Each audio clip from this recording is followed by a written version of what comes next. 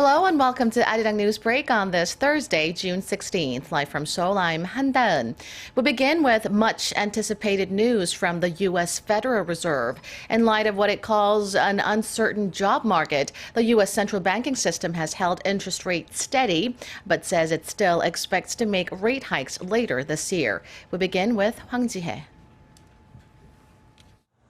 The Federal Reserve has kept its key rate steady at between 0.25% and 0.5%. The decision made at the U.S. Central Bank's June meeting comes as the country deals with an uncertain job market as well as mounting concerns among investors that Britain might leave the European Union.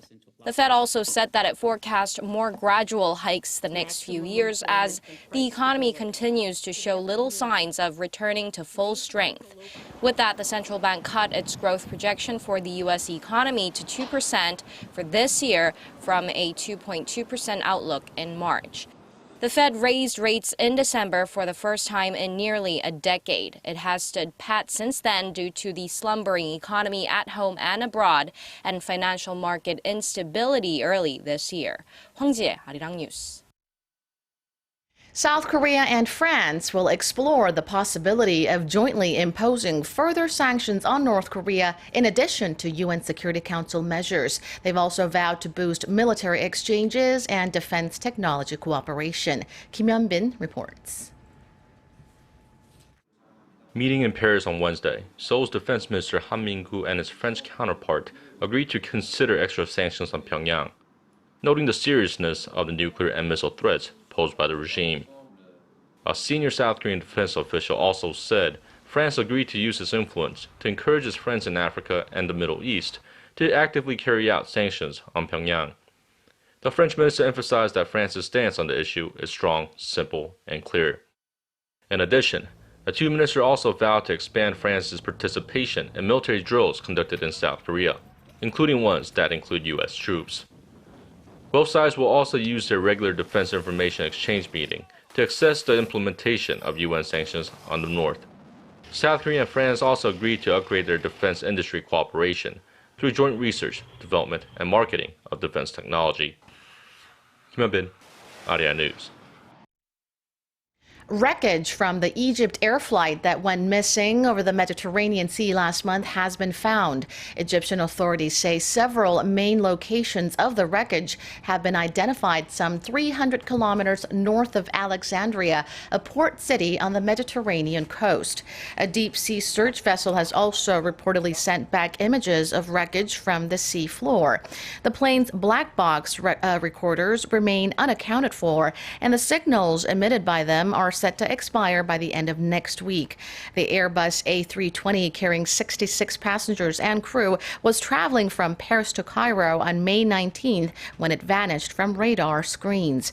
The exact cause of the crash remains a mystery, but investigators hope the new discoveries will give them a better understanding of what happened.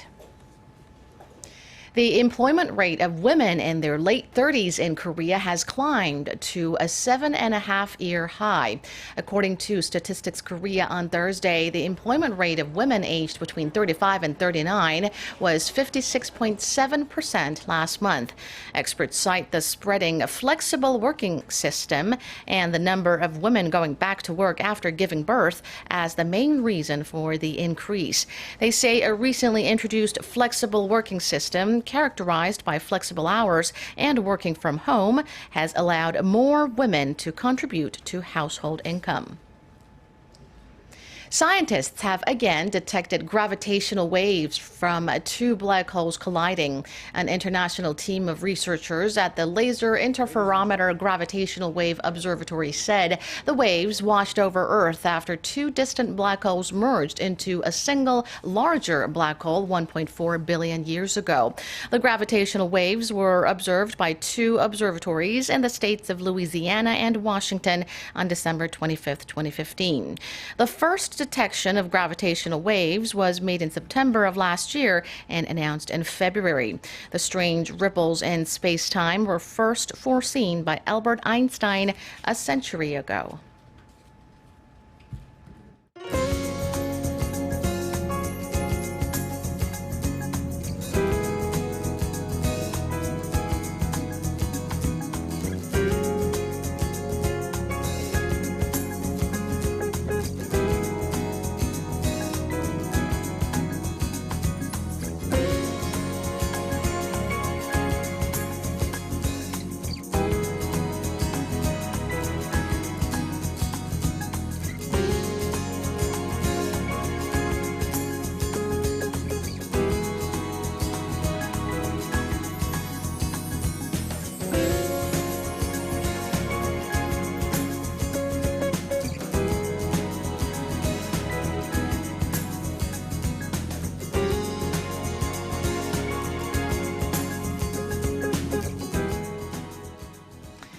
And that wraps it up. Thank you for watching. I'll be back with more of the day's quick headlines at 3 p.m. Korea time. Stick around.